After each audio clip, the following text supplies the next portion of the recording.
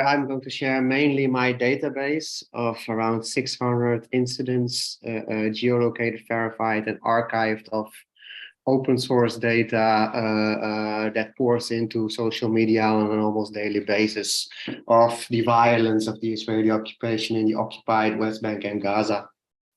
Of the abuses, the Israeli human rights abuses in the occupied territories. Yeah, the violations, yeah. And basically how we also combine traditionality with modernity in the sense that we also use the data in collaboration with journalistic platforms, but also organizations such as Al-Haq. All right, so you're an open source, an investigator from open source? Yes, I'm an open source investigator for my own collective, COAS. And okay.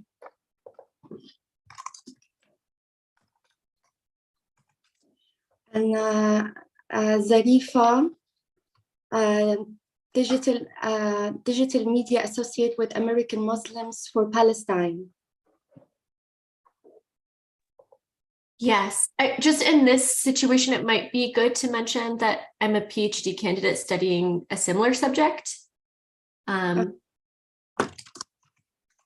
But either way is totally good. Exeter, right? Yes, of course.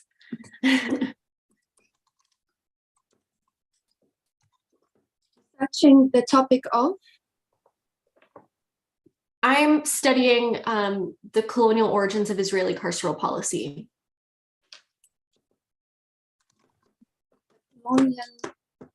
The Israeli colonial policy of? Sorry, carceral policy. Okay.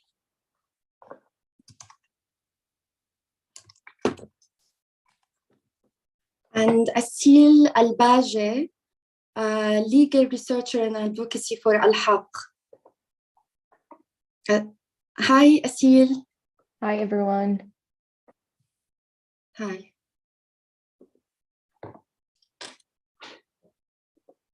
So I think we are ready to start after 1 minute. All our speakers here right now, I think we are ready. Okay, brilliant. Hello, everybody. Thank you, our speakers, for being here today to discuss these important issues in light of the recent surge in violent incidents and oppressive actions by Israeli authorities, particularly those spearheaded by Itamar Ben-Gvir. The Arab Organization for Human Rights in the UK find it imperative to convene an urgent and vital webinar in light of the immediacy of these troubling events facing the Palestinian people in the occupied territories. So the webinar is going to focus on two critical areas of concern. First, the harrowing conditions that Palestinian prisoners are subjected to in Israeli detention facilities. This segment, which is going to be discussed by an expert on the topic,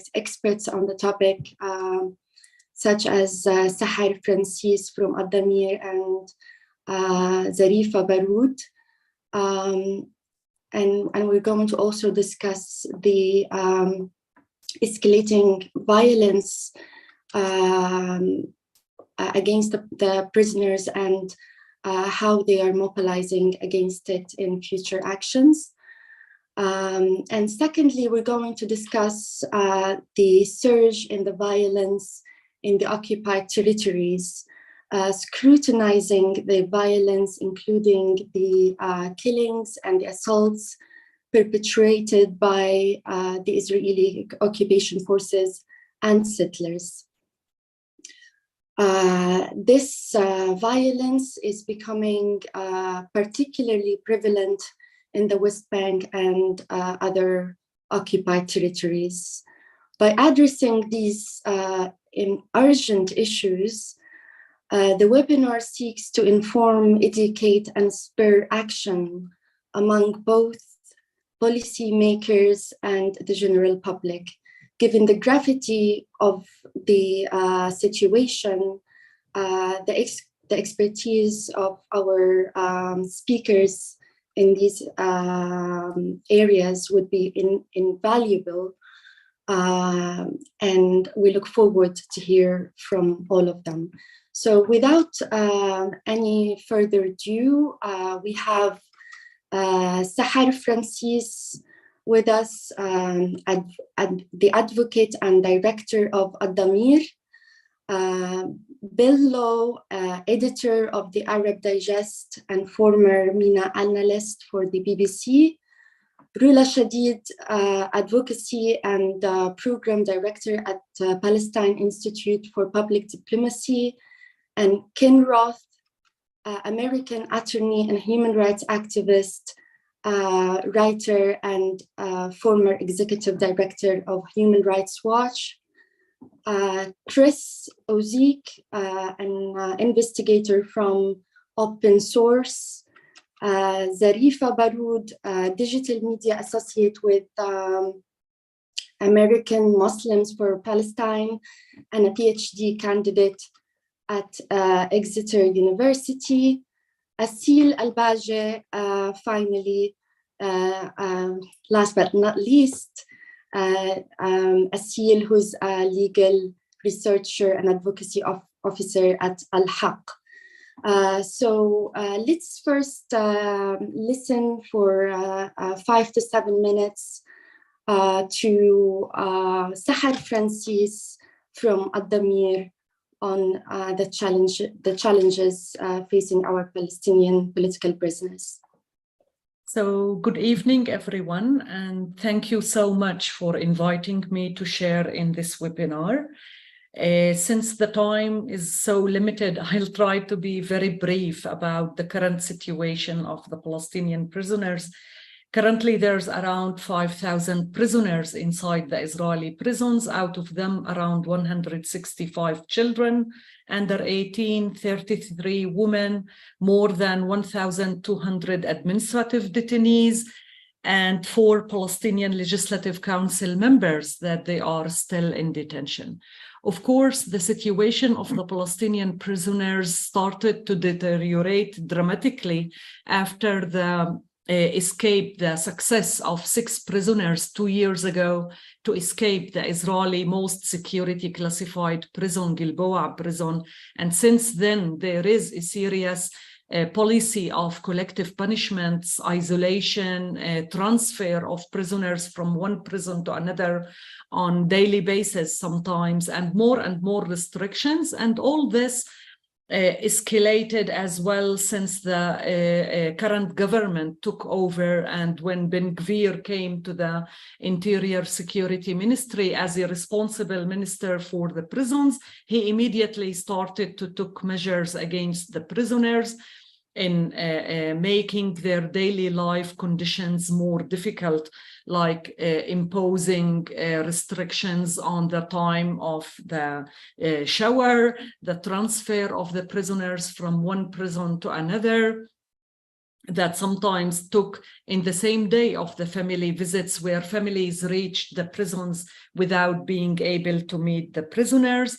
But the most serious things would be reflected on the legal level of changes in the legal system, whether in the civil system, in the civil laws that is applicable for the prisoners. For example, on the level of the early release, where they are changing the policy, the ability of prisoners who are sentenced for less than 3 years to be released after finishing 2/3 of the sentence. Now it's not applicable. The issue of the family visits, to limit the family visits for once in 2 months and just for half an hour, according to the current prison regulations. Actually, this is the situation, but on the ground, the prison system was enabling the family visits to take place once a month. And this is what brought the prisoners, of course, beside the fact that in the last more than 1 year and a half, there is a sharp increase in the administrative detention policy, which brought the number to be, for the first time since 2006, 2007, to be more than 1,200. The prisoners initiated the hunger strike. Individual hunger strikes or collective hunger strike, like that was supposed to start yesterday, but after discussion between the High Committee for the prisoners inside the prison and the prison authority, they reached an agreement not to implement the changes on the level of the family visits now, so they delayed the hunger strike. And I would end by highlighting the dangers of the individual hunger strikes, because currently there's still 2 prisoners, administrative detainees actually, that they are continuing their hunger strike for more than 40 days against the policy of hunger strike. And to remember that this year we lost Khadir Adnan, one of the most known detainees, that he initiated more than 5 individual hunger strikes in the last 10 years. And he lost his life in the 87 days of his hunger strike today. And this reflects the complicity of the whole system, the judicial system, whether in the military court system or the Israeli High Court or the prison authority system, in the oppression against the prisoners, because Khadir wasn't supposed to face this serious situation, but they refused to release him on condition. They refused to transfer him for a normal hospital to be treated. And this, and he was isolated alone all the 87 days. He was denied family visit. They used all the restrictions, all the punishments against Khadir, and this time he lost his life.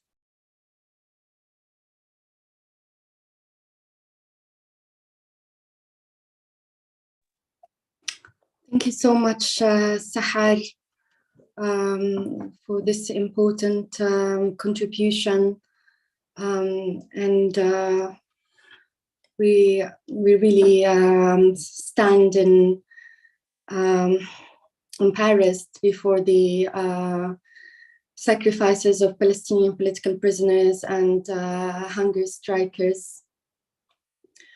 So shall we bring now Zarifa Baroud, if she has any additional points she wants to raise?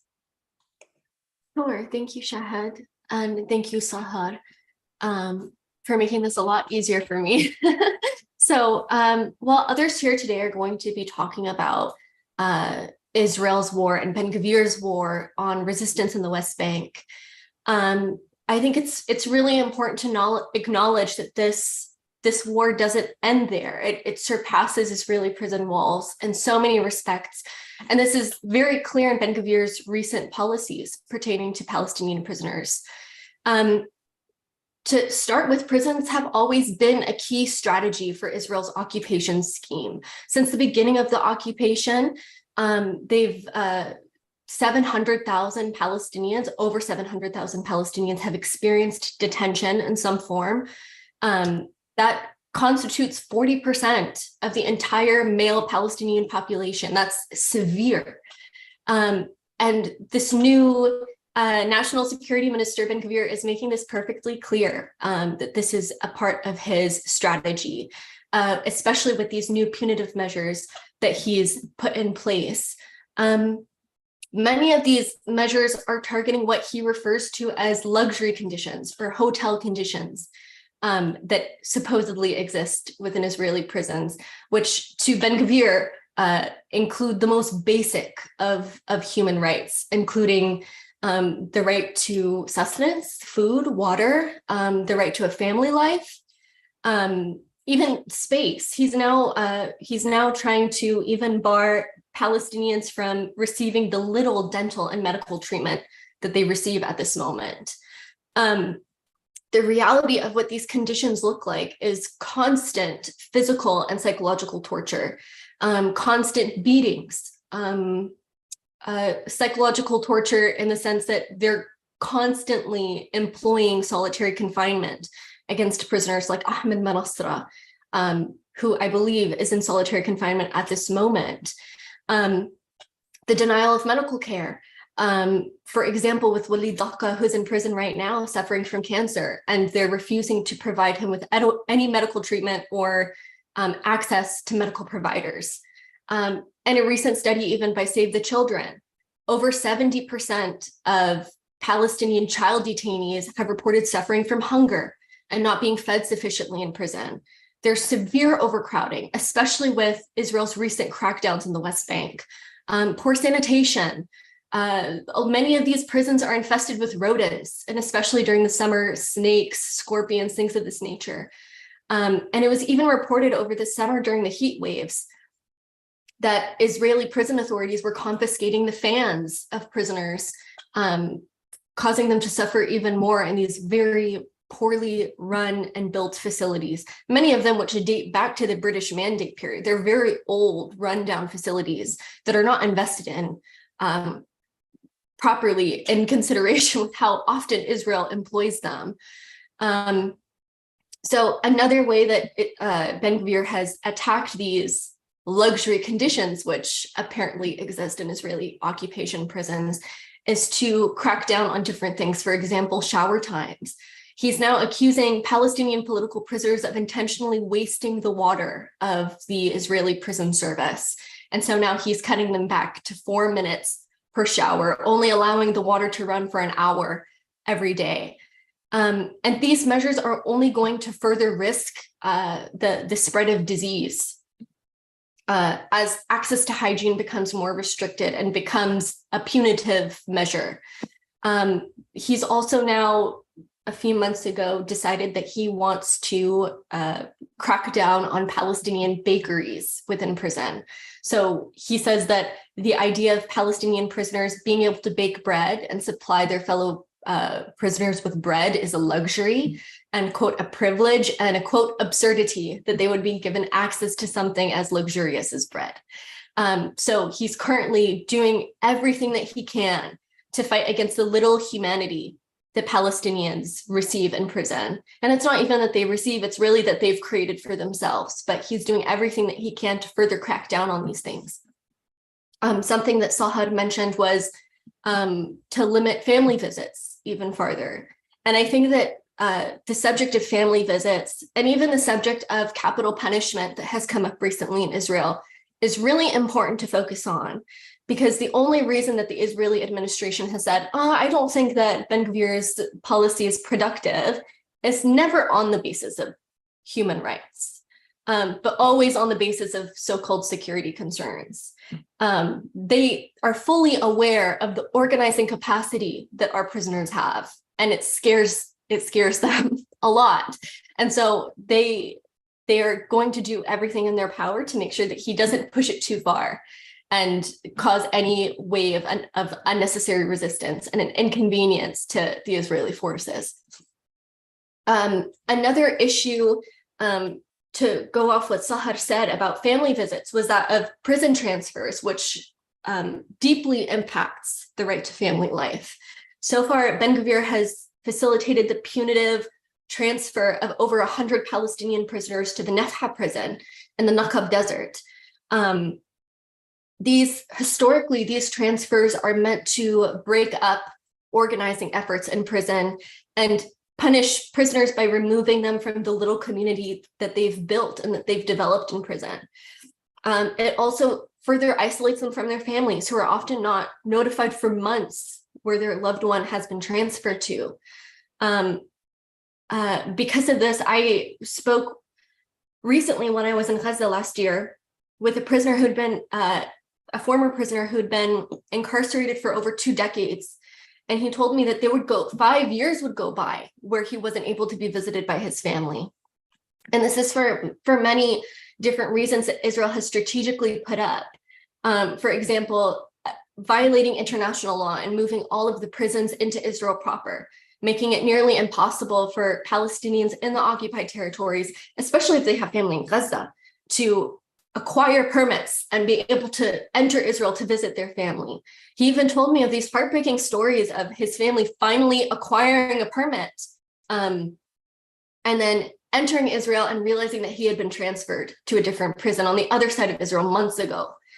So they've set up these systems strategically to suffocate Palestinian prisoners in every way that they can. And especially in regards to Nafha prison, I might add, it's very strategic that they've done this, moved these significant organizers in prison to Nafha. It's located in the middle of the desert. It's extremely isolated. It makes it that much more difficult to visit.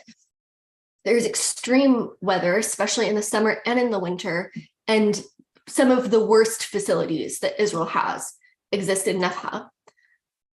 So overall, Ben-Gvir has contributed such a great deal to the increasingly harsh policy against prisoners, but at the same time, I think it's inaccurate and dangerous to frame these violations as purely an invention of an individual. Ben-Gvir's efforts must always be recognized as simply a continuation of Israel's ever-escalating policy against Palestinian prisoners. In fact, it goes back to even farther than the beginning of the occupation, or even farther than the Nakba. Israel most literally copy-pasted its policies that in regards to detention and its military courts and the accepted treatment of prisoners from the British Mandate Handbook. For example, in my research, I've read archival reports of prison inspectors that were having these same conversations about, do Palestinians deserve food? Do they deserve access to hygiene? For example, during the mandate, they weren't seen to be deserving of more than rotten meat. Palestinian prisoners would even be handcuffed and taken to the sea to bathe. While the more civilized European prisoners would be given access to state-of-the-art bathing facilities. So it's important to understand that this is not just an invention of Ben-Gvir, but he's very effectively and perfectly maintaining the status quo in this regard. And therefore, sorry, yeah. No. Thank you that you made such great points and very powerful points. And I think maybe here, Bill Law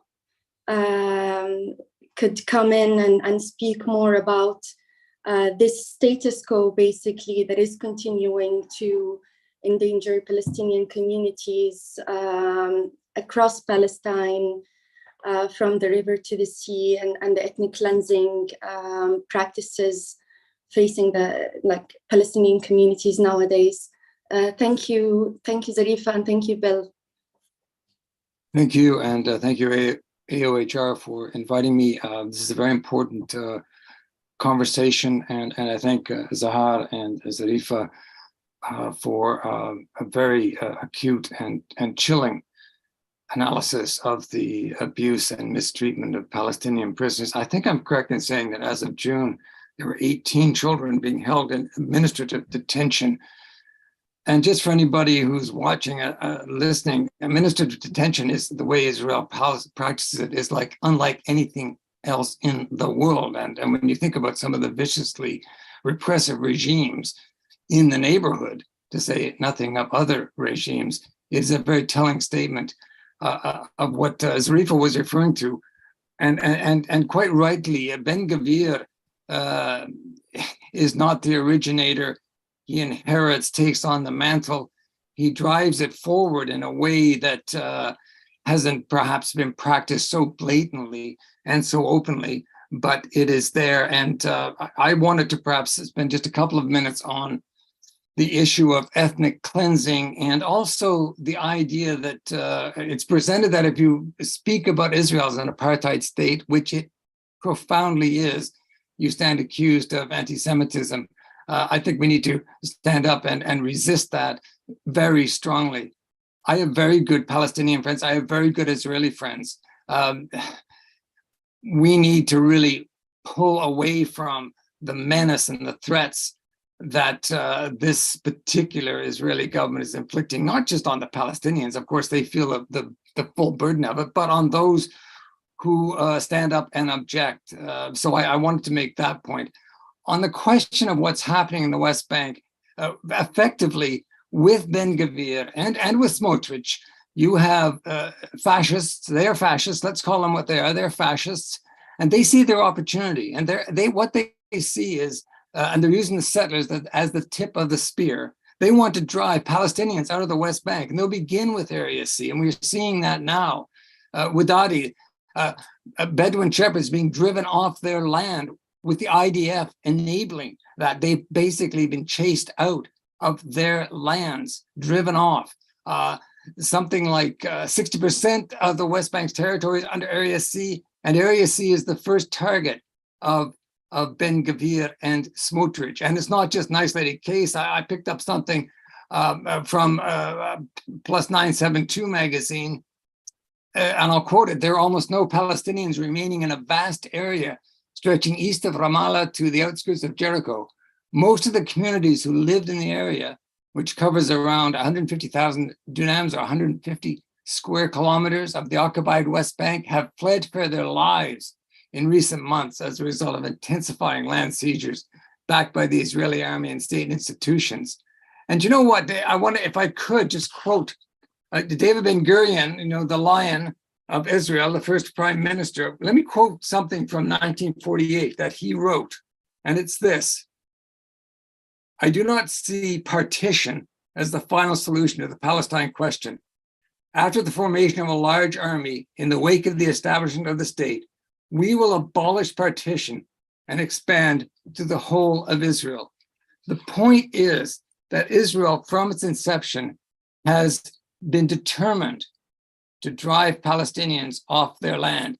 And it has been frighteningly successful with the assistance of Western governments, ours, the American governments most particularly.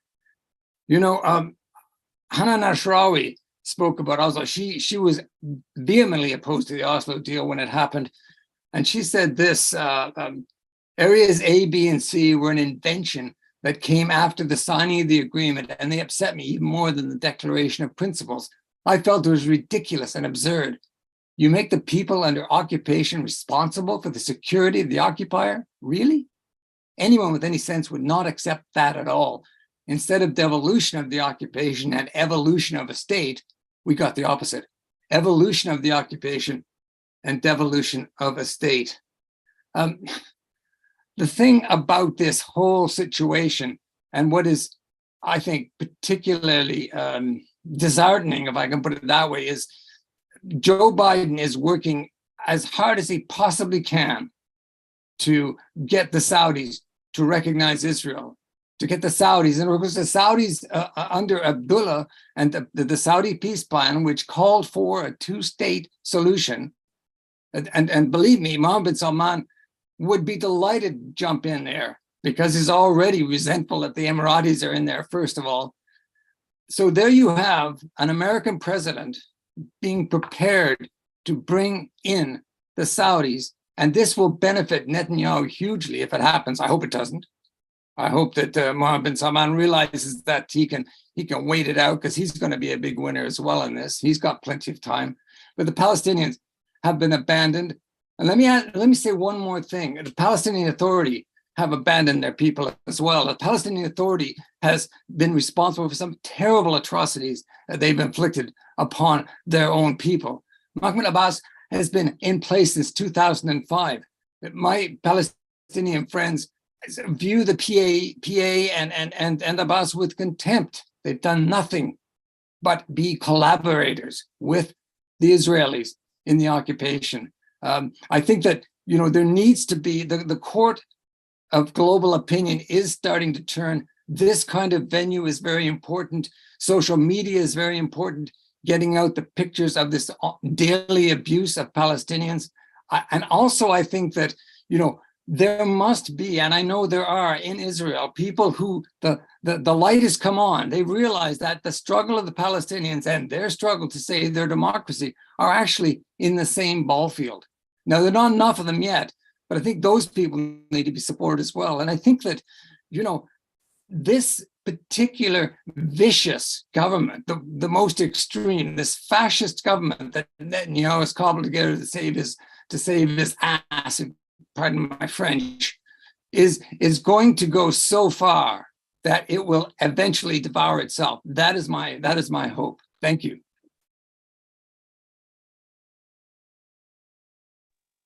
Thank you so much, Bill. Great contribution.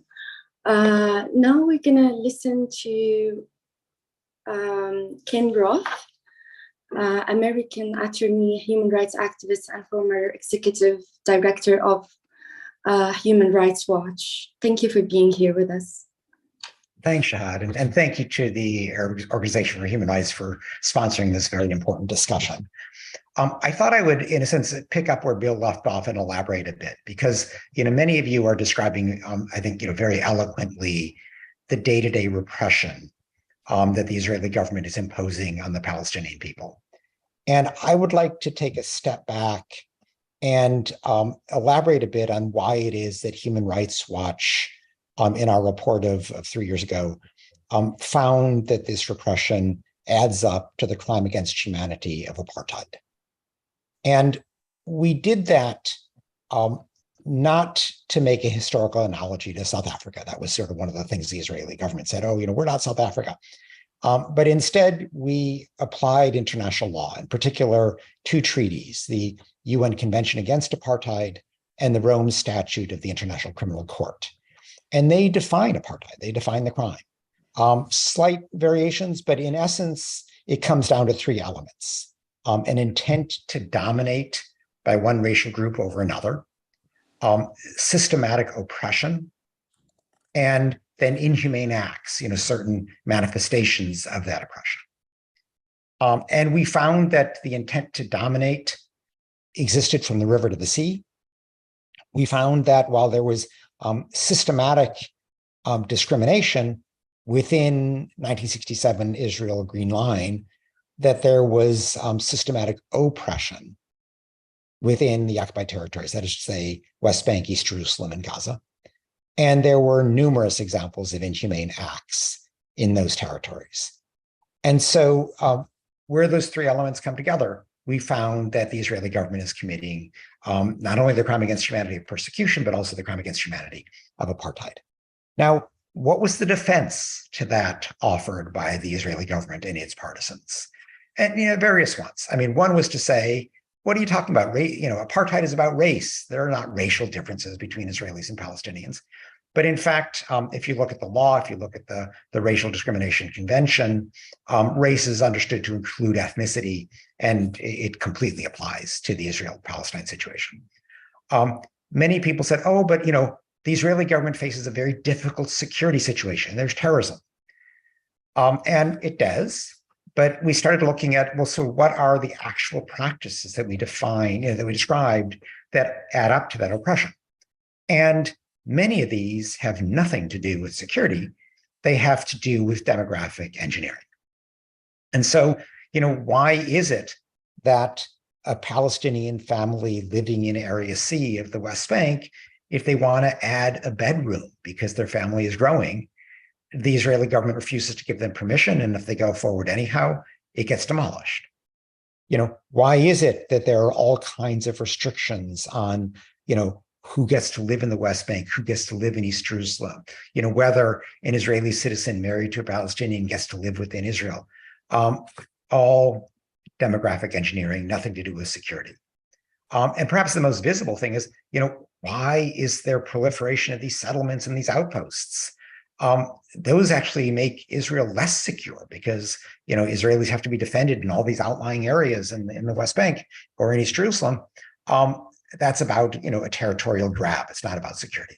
So when you start looking, much more closely at these oppressive practices, you realize that, this is about domination. This is about, ensuring a Jewish majority in various areas. This is apartheid. There's no defense to it. Now, one frequent defense, and in fact, I think this is part of why it took Human Rights Watch so long to arrive at this conclusion, is people say, well, yes, things are bad. Yes, there's all this oppression, but there's the peace process. The peace process will solve all of this. And, that maybe had a bit of credibility in the first decade after Oslo, maybe a little less, but still some credibility in the second decade after Oslo. We've now just finished the third decade, moving into the fourth. There is no peace process. That's gone. It is completely moribund. This vision of a two-state solution that informed Oslo, that's over with. If you look on the ground, there is a one-state reality. That all of these settlements and outposts, and bypass roads and restrictive laws and all of this have basically, turned the West Bank into Swiss cheese, these tiny little isolated Palestinian enclaves, Bantustans, but something that would never become a reasonable contiguous Palestinian state. And so interesting, who still talks about the two-state solution? Who still talks about the peace process? Basically, as far as I can see, it's two kinds of people. One is Western government officials who are doing everything they can to avoid having to come to terms with the reality on the ground. And the second, is the Palestinian Authority, because they, like being the head of a state. They don't want to give up this vision. If they don't have that, the gravy train stops, the prestige stops. Of course, they haven't held an election in years and years and years. But that's pretty much it. And most people these days recognize that there is this, unfortunate one-state reality. And then once you accept that, then you either accept the status, the status quo is apartheid. And the only solution to that really is equal rights within that single state. So that's sort of, where we are. The one final thing I wanted to mention is, and Bill alluded to this, if you say what I just said, you are very often accused of being anti-Semitic. And the kind of basis for that these days is a definition of anti-Semitism that was promulgated by something known as the International Holocaust Remembrance Alliance, or IRA. And it basically is designed to stifle criticism of Israel with accusations of anti-Semitism. And so if you demonize Israel, one of its terms, you're anti-Semitic. It really means if you criticize Israel. If you, say that it is racist, you're anti-Semitic. And of course, saying that it's, a perpetrator of apartheid is saying that it's acting in a racist way. So then you're anti-Semitic. If you apply a so-called double standard, which, so many Israeli partisans spend all of their time saying, oh, you treated, so-and-so this way and Israel that way, or, why did you put out this report on Israel and not on Palestine? You're anti-Semitic. Now, there are alternative definitions of anti-Semitism, the Jerusalem Declaration, the Nexus document, which make clear that these kind of legitimate fact-based criticisms of Israeli government practice are not anti-Semitism, they're legitimate discourse. And it's bad enough that this is just a censorship effort, but the people who use anti-Semitism charges in this way actually are harming the Jews because they are cheapening the concept of anti-Semitism. And if people see this very serious issue of anti-Semitism as just, another way to avoid criticism of Israel, people stop taking anti-Semitism seriously. But, that seems to sort of be the intent. I mean, if you look at Netanyahu, he could kind of care less about Jews around the world. They haven't done aliyah to Israel, so therefore, who cares about them? He just wants to protect his government. And so he cozies up to people like Hungarian Prime Minister Viktor Orban, a blatant anti-Semite, because Orban embraces Netanyahu. So I think we have to, turn the tables here and say, this finding of apartheid, the finding of persecution, the description of the repression that many of you are eloquently reciting, this is all legitimate factual criticism. And those who try to silence us with charges of anti-Semitism are doing harm to the effort to stop anti-Semitism. Thank you so much, Ken Roth, for your contribution. And definitely we are facing dangerous times by the weaponization of the IHRA definition of anti-Semitism that deliberately try to conflate a crime with a legitimate action against the Israeli apartheid state. And I know you and I have been attacked by the same notion, but the key is to continue working against apartheid policy. So now we have Rula Shadid, Advocacy and Program Director at the Palestine Institute for Public Diplomacy, who's going to speak about the notion of security and what do we expect after 30 years of the so-called peace process. Hi, Rula. Thank you for being here with us. Hello, Shahd, and hello, everyone, and thank you for inviting me for this topic, which comes very timely within the situation that we're facing, specifically with the escalations that we're seeing on every single level. Let me start by saying also that in most of our talks, we would like to also kind of send our condolences for the West on its strategies and the wave of extremism that it is facing. Democracy is definitely under threat in many of these countries, and of course their practices in not holding Israel, one of the most severe and one of the most violent regimes that is not handling any democratic processes accountable for its actions, is also another sign of where we are heading.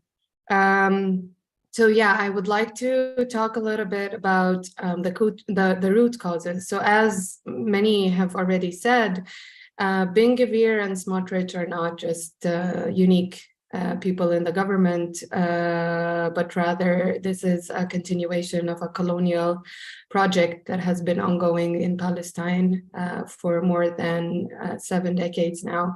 So this is not new, it's just different governments having different administrations to actually proceed with their actions against Palestinians. And yes, as Ken Roth said, it is all based on dominance. And dominance also is very much intertwined with what is apartheid, colonialism, and occupation, all legal frameworks that are unfortunately very much seen and applicable on the Palestinian, in the Palestinian cause and the Palestinian cause for liberation. Now, if we look at a little bit about, I mean, we've heard that today we have over 6,000 Palestinian political detainees or prisoners, depending on their legal status. And again, this does not fall very far away from the issue of dominance and the issue of silencing any type of resistance to the occupation or to the actions that are against the Palestinians, whether it is from the military or whether it is from colonial settlers that are, of course, as you all know, is very much deteriorating, and the escalations of these attacks are being severely documented and extensively documented on how severe they are, whether it is in burning down entire villages or the continuation of the ethnic cleansing. So what is this security notion that is an obsession for the Israeli colonization government? Or also, how do they treat it? What is the security? So the Israeli occupation state has used its power to arrest and detain as means to control the Palestinian population and punish any political activity aimed at challenging the occupation. So Palestinians peacefully protesting, for example, the confiscation of their lands, are subject to arrest and detention. The majority of Palestinian political prisoners are charged with offenses under Israeli military laws and orders. These orders, they employ a very broad definition of security, which no one actually understands. It's intentionally very, very vague. And of course, political expression falls under the security threat.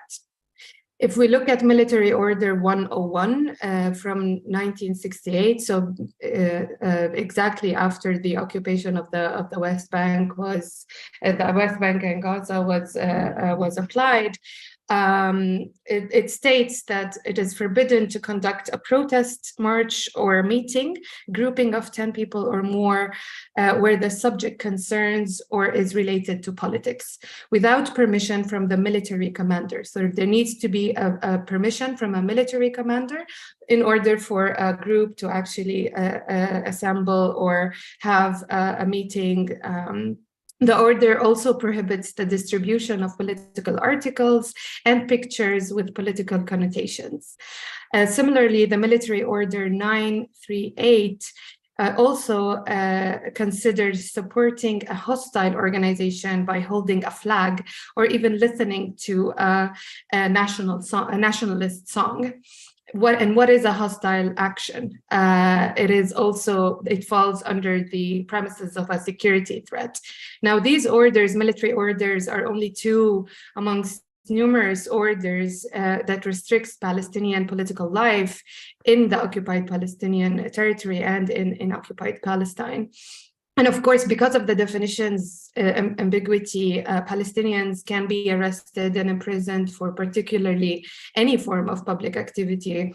All the activities of Palestinian students in universities is considered to be a public activity or a political activity, and it is incriminated regardless of whether or not they present a security threat or not, a so-called security threat or not. Now, the particular implication of these broadly defined offenses is the criminalization of many aspects of Palestinian civic life as well. So neither civic life or political life is in any way respected according to, of course, many international laws and, democratic principles that drives the lives of, the entire humanity. So, for example, the political parties that comprises the Palestine Liberation Organization, the PLO, are still considered to be illegal organizations.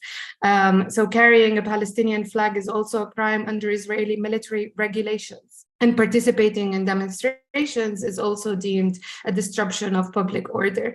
And human rights work today, as we have seen, is also criminalized. So if we look at the entire situation and look at what security actually means, anything can fall under security. And the Palestinians who are under occupation that is recognized by most of the countries of the world, the occupation of 1967 territories, is not allowed to be in any way resisted, despite the fact that all kinds of resistance are legal according to international law, of course, under certain regulations and laws. Now, so today the situation is not unique, but yes, we are seeing it more and more vivid. So, and as also Ken mentioned, that there is definitely no peace process that we can look at and see if there is any changes or any hope that is going to come from such a status quo. And the benefit of beholding this status quo is becoming, it's a profit. Also, maintaining prisoners in Israeli prisons is also a profitable business for Israel. So the situation today, 30 years after Oslo, is alarming in the sense that we definitely want to stop hearing people advocating around the world around the one state and two state solutions, because this is not really the issue. The issue is ending occupation, the issue is ending colonization, and the issue is related to self-determination for the Palestinian people. And once self-determination is actually applied, then the Palestinian people will decide on what kind of state would be the most possible and the most suitable one for them. And this is also an invitation to everyone who advocates on Palestine and everyone who is listening to this and thinking, okay, so what should we do? We should just change the narrative. We should know and call things as they are. Colonization is the situation in Palestine. It is not a conflict. It is not a two-sided situation, and it is not definitely a Palestine-Israel situation. It is a colonized country that has been facing severe atrocity as the Palestinian people have been struggling and resisting in every way, which of course are all criminalized regardless of its nature. And so it is very, very important to start shifting the narrative and looking exactly at what Palestinians actually want and what is the suitable case for the Western investment that is very much illustrated in building a two-state solution that, of course, is just a pure obsession that does not exist. I'll end there. Thank you very much.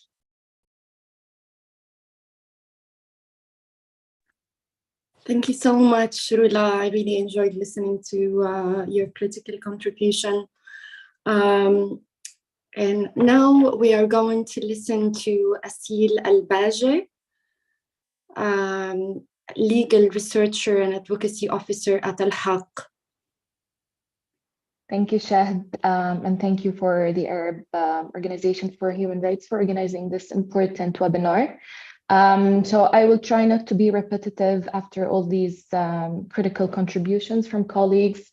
I'll try maybe to focus on the increased killings in the West Bank since the last 2 years, while also contextualizing these killings so that we not only talk about killings as of numbers. We have been hearing a lot the phrase or the dominant phrase that the year 2022 has been one of the deadliest years for Palestinians in the West Bank. And so far this year in the West Bank, there has been more Palestinian killed while we're still in September. And in order not to basically refer to this increase of numbers of killing to a so-called far-right government, as Rula has indicated, it's important to contextualize the policy of killings and deprivation of Palestinian lives within the broader context. So it's not about a far-right government, but it's part of a logic of elimination against Palestinian that is part of the settler colonial project. It's also part of the apartheid regime that Ken has also talked about. There's an intention to dominate Palestinians and to suppress their resistance since 1948. And the use of killings and excessive use of force is just one tool to basically maintain this apartheid regime. And so the occupation, when we talk about the West Bank and the Gaza, it's just an extension to these broader regimes. While I will be talking also about the West Bank, it's important not to keep fragmenting the Palestinian people whenever we talk about Palestine. So even if I will be talking about the West Bank, it's important to basically understand all these policies as directed against the Palestinian people as a whole, wherever they are located. And for example, in the Gaza Strip, we know that since the illegal blockade on the Gaza Strip, there has been countless massive destructive military offensives on the Gaza Strip, depriving Palestinians of their lives, destructing their civilian properties. What we're seeing in the past 2 years is that there's also intense and kind of unprecedented use of these military offensives on Palestinians in the West Bank, things that we have not seen as Palestinians since the Second Intifada. And maybe I would like to talk about some of the trends or patterns that has been used during these military attacks, which are basically concentrated in mostly in Nablus and in Jenin, as everyone might have heard. So in these military offensive, we have observed the unprecedented use of, for example, aerial drone bombardments on densely populated residential places in Nablus and Jenin, the use of very advanced military means and methods against these Palestinians in these areas, including military vehicles. In July, for example, this year in Jenin, there has been also we observed the use of these D9 military bulldozers that were destructing the camp and the infrastructure in the camp and bulldozing Palestinian property. We have also seen in one trend in these military offensives that are ongoing and expanding, the use, basically, the Israeli occupying forces would raid Palestinian homes. They would use this home as a military base for shelling and killing Palestinians, while Palestinian families, including children, are present in these homes. So basically, this is a policy of also terrorizing Palestinians, including children. We have seen, for example, that they would come to a Palestinian home, take the windows of very high apartments as a position for them for sniping against Palestinian, and making big holes in these windows and the walls of the apartments to basically as well shell Palestinians. We have also seen a policy. Many of the residents in the camps were basically describing the attacks on them as if the Israeli occupying forces were shooting at any Palestinian that was moving. So any shadow that was would appear to the Israeli occupying forces would be shot at. And this is part of the shoot to kill policy against Palestinians as well. One case that I can talk about, for example, is in January this year, while Israel raided the Jenin refugee camp, a 60-year-old Palestinian was just looking through her window, and she was shot at from an Israeli sniper.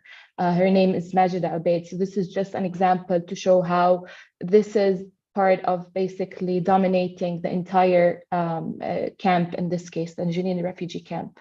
Of course, there are many horrific examples of how these military attacks are taking place, including the attacks on, for example, medical teams and Palestinian ambulances, whereby we would see when the Israeli forces raid these places, which are densely populated, they would surround the entire camp, for example, with military vehicles, preventing Palestinian ambulances from entering the camp. And so there would be disruption of also offering medical services to Palestinians. I will now maybe put also a link in the chat for everyone in this call to look at the Al-Haq's forensic architecture investigation, which basically analyzes 2 military attacks on Jenin and Nablus. And it's a useful tool to basically visualize how these military attacks take place. And maybe I will end also with that these military attacks, as maybe Rula has indicated, are not part of far-right government or fascist government, but it's part of how Israel looks at Palestinian. The Israeli settler colonial regime is basically looking at Palestinians as people who are marked for elimination and erasure. And whenever we see growing Palestinian resistance, like the growing resistance that has been happening in Jenin, for example, since the past 2 years, we see a growing suppression to this resistance. And here it's important to contextualize as well how these Palestinians who are leading this resistance are just Palestinians in their early 20s. These are Palestinians who have been born to ongoing occupation and colonizations. They have been born refugees, denied their right to return since more than 70 years now. And they have witnessed not only this Israeli colonization, but also no accountability, no countermeasures, as well as an internal situation whereby they are not they do not have agency to represent all their political aspiration. And so this is the context of these Palestinians who are leading this Palestinian resistance. And they have all the right to basically resist this colonial domination, illegal apartheid regime, and illegal Israeli occupation. Thank you. Thank you so much, Asil. Very, very important. Now, last but not least, Chris Oziek, an investigator from Open Source, and he's going to share with us some data collected on the recent Israeli human rights violations in the occupied territories. Yes, before I do that, I'll first do a small introduction of myself because I'm quite a relative new organization since a year. So as Asil already said, the occupation forces regularly raid actually the occupied West Bank, and it actually happens on an almost daily basis, but do not be repetitive. I want to highlight a certain form of resistance in the sense that resistance is also filming what is happening and putting that on the internet. The only problem with that is that there's a high risk of it getting lost and not archived. And next to that, there's also a certain complicity from tech firms in silencing the Palestinians by simply giving their posts less reach. So what we do in that sense is collect these kinds of digital evidence, archive them, and actually map them into a database that we have that I will be showing right now. I'm sharing my screen. I think everybody can see my screen right now. So this is what I'm showing here right now is a map that we've actually been documenting Israeli violations in since like the Lapid and Bennett government. That's what I'm also going to say is that the violence that isn't just something from this current government, but is actually something that is a structural thing that they commit.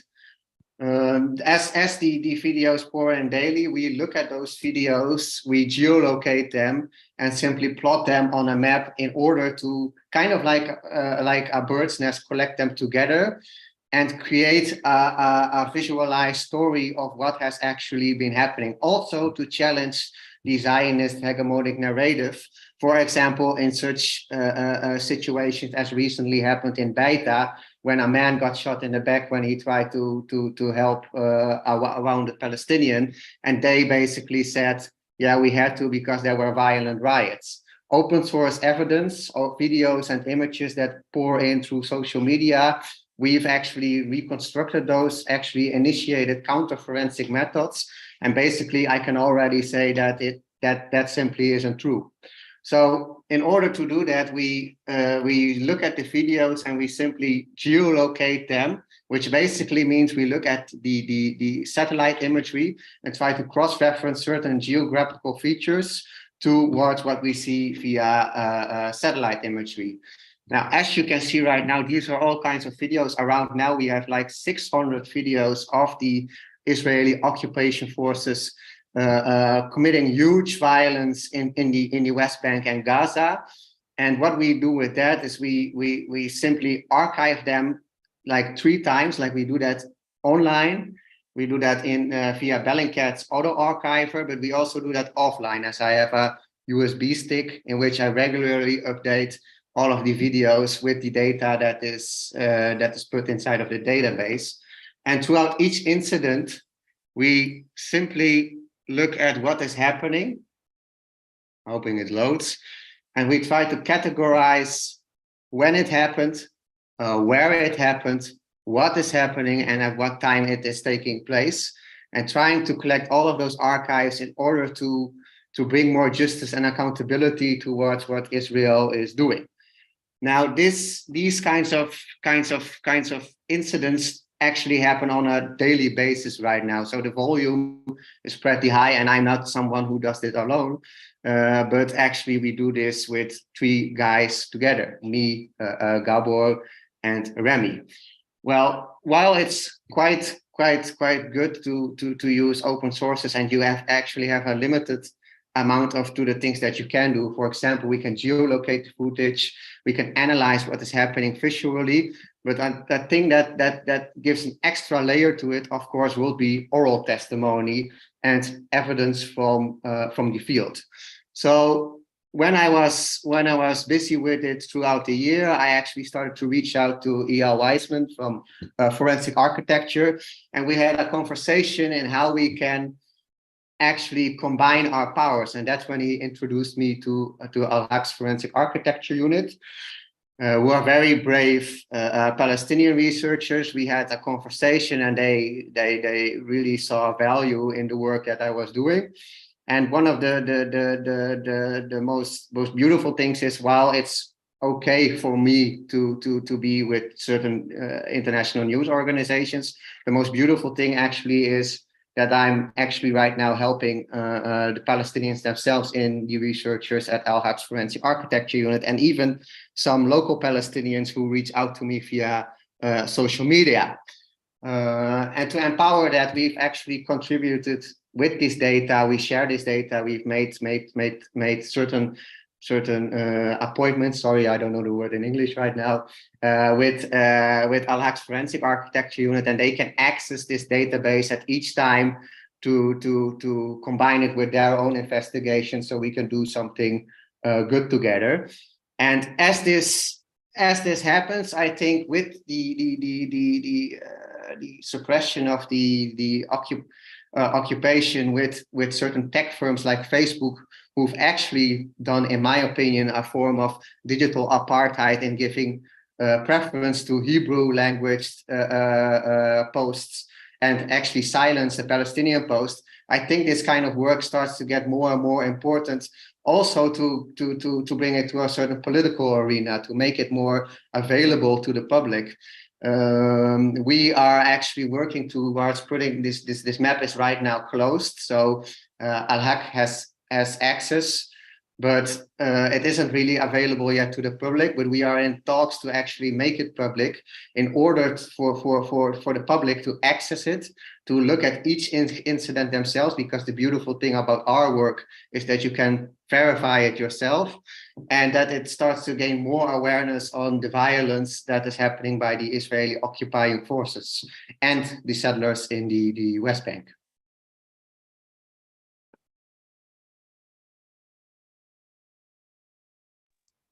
Thank you so much, Chris. Very important work, and definitely empowering, and hopefully will lead to accountability of the forces engaged in this oppression. Yeah, I personally think that bringing these kinds of visual investigations more forward will probably also show people that the narrative that is brought by the occupying forces isn't always the truth. Most news medias in Western media, in my opinion, take over what they say, but don't really look themselves for the truth. And that's what we are trying to do more and more. And it's beautiful that we managed to combine the powers with the brave Palestinian researchers at Al-Haq's Forensic Architecture Unit. Thank you so much. So now we have heard from all of the speakers today. And we have a room for discussion. If anybody would like to respond to something that has been raised, or if anyone has a comment they want to add, this is the chance basically to do this.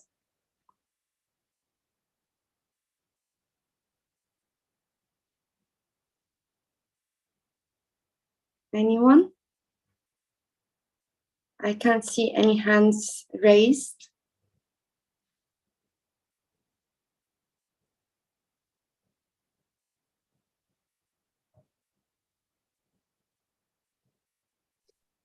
You know, I think it's Friday evening, and yeah, everybody wants to go.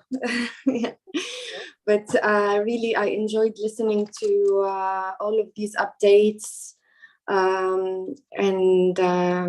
It's heartbreaking for Palestinians to wake up every day to another day of oppression under systematic domination by the Israeli state.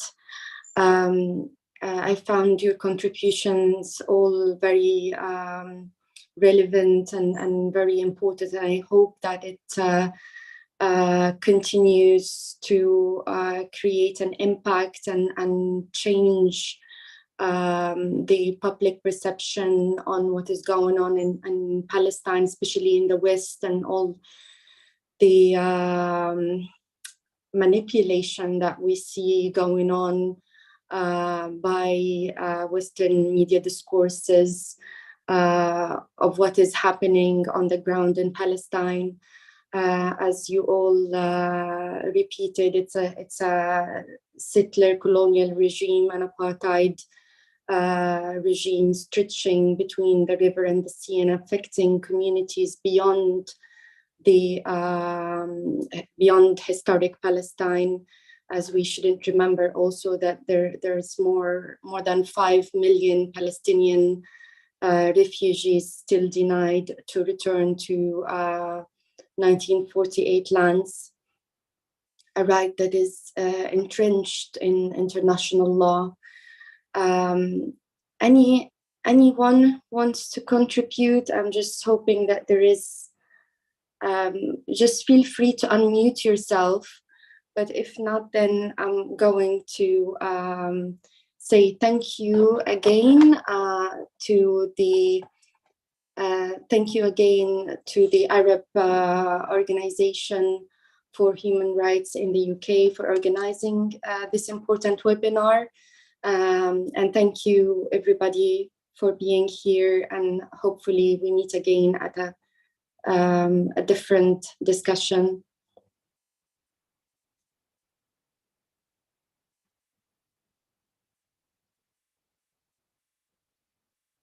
Thanks so much for having me. Everyone did such a fantastic job. It was such a great discussion. Yes, thanks for having me also. Thank you very much. يعطيكم العافية، شكرا Thank كثير you all. لكم جميعا. يعطيك العافية سحر، بتابعك أنا كل يوم تقريبا. يعطيكم العافية جميعا. مع السلامة. Bye-bye. Thank you, Bill. Thank you, Ken. Have a good evening, good weekend, everybody. You too, inshallah.